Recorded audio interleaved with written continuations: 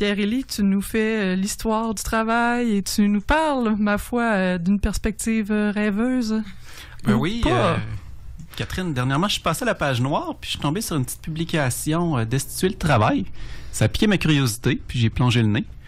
Puis, dans le zine, on nous rappelle que le travail, c'est une invention assez récente. Encore en 1830, le paysan puis la paysanne de Saint-Irénée produisaient 75% des choses qu'ils avaient besoin pour vivre. On cultivait la terre, on enseignait aux enfants, on bâtissait une maison, une grange, on trayait les vaches, on labourait les champs, on fabriquait des jouets, on tissait des vêtements, on soignait les malades, on accueillait les pauvres. Le seul moment qui était véritablement du travail à cette époque, c'était l'exil dans les camps de bûcherons, à peiner pour les Anglais afin de gagner un peu d'argent nécessaire pour acheter les choses qu'on ne pouvait pas fabriquer ou troquer. Avant l'invention du travail, il y avait une communauté tissée de liens forts entre des gens qui se connaissaient et qui participaient ensemble à la reproduction de la vie quotidienne, tant dans les blagues, les conseils, les potins, les chicanes, que dans l'échange de chaussures, de pain ou d'autres biens qui ont été produits au gré des habiletés puis des permissions des guildes d'artisans. Pour inventer le travail, il a fallu briser ces communautés par la destruction des villages, l'expropriation des communaux, le déplacement forcé des populations, la traite négrière, la chasse aux sorcières. Pour par la suite les insérer dans des manufactures ou dans des plantations, tout ce beau monde qui a été privé de communauté. C'est très important de comprendre que c'est pas l'utilité d'une action qui fait que c'est du travail, mais c'est son insertion de ces gens qui sont privés de leur communauté dans le mode de production capitaliste qui génère des profits pour des boss et des actionnaires. Aujourd'hui, on est rendu à tout considérer comme du travail, y compris aller chez notre psychologue. Dans nos vies, on remarque que le travail bouffe du temps, qui est souvent inutile et mal organisé. On y est surveillé, contrôlé, mesuré dans un système de mise en compétition. Difficile de ne pas faire le rapprochement entre le magasin, l'usine et le bureau, puis l'école, la prison et l'hôpital psychiatrique. Pas étonnant que bien des gens souhaitent une autre façon de vivre. Et il est facile d'imaginer un monde qui n'ait pas besoin d'un boss pour qu'une personne enseigne, invente, soigne, cuisine ou produise le nécessaire à l'abondance dans nos vies. A-t-on vraiment besoin de tous ces gestionnaires par-dessus nos épaules?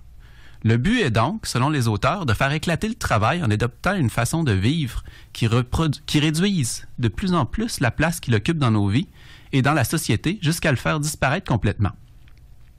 Si les auteurs parlent de destitution dans leur titre, c'est pour proposer une alternative aux vieux réflexes de la gauche.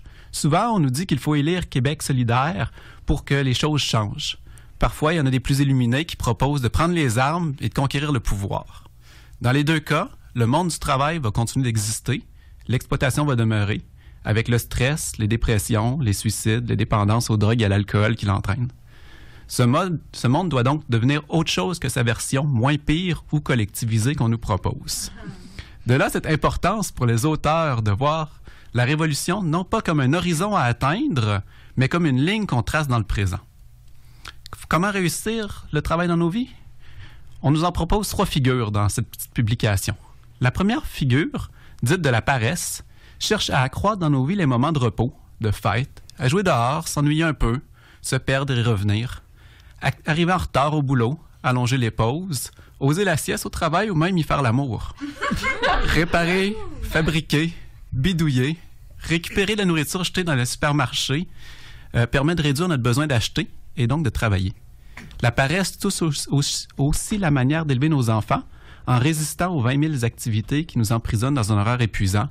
Le but existentiel de la paresse, c'est de détruire l'idéologie du travail qui nous habite. La deuxième figure de la destitution qui nous est proposée dans la petite publication est un peu plus salée, c'est le banditisme. Oh, rien de moins. Les auteurs rappellent que les lois sont écrites par une classe privilégiée qui tente de préserver ses acquis et qu'il faudra donc les transgresser pour finir de destituer le travail. On nous rappelle que les caisses ne balancent jamais, les inventaires sont faits par des amis, les banques et les assurances ne surveillent pas tout, le BS peut être une option. Les luttes syndicales peuvent sortir des cadres imposés. Le Deep Web regorge de manières de faire de l'argent autrement. En groupe organisé, il est facile de se donner au pillage durant l'émeute, aux autoréductions ou au hold-up. Une mise en garde cependant, si l'argent devient une fin en soi, on peut finir par travailler même dans l'illicite. Le but existentiel ici, c'est de révéler l'incapacité des puissants à tout contrôler, puis que la désobéissance bien organisée demeure très souvent impunie. Finalement, dans la petite brochure, on propose une dernière figure de la destitution. C'est celle du commun. Donc, quand le banditisme et la paresse deviennent partagés dans des groupes entiers, ça devient bien plus menaçant. En organisant nos vies ensemble, on peut transformer notre rapport au travail domestique comme une manifestation de l'attention et de l'amour qu'on entretient les unes envers les autres, peu importe notre genre. C'est la mise en commun des richesses gagnées, de nos connaissances, d'infrastructures qui rendent de plus en plus désuet l'État colonial, le capitalisme et l'hétéropatriarcat. Fermettes, habitations, fabriques de toutes sortes, nos propres lieux de soins, puis ces réseaux permettent de conspirer à la prochaine attaque.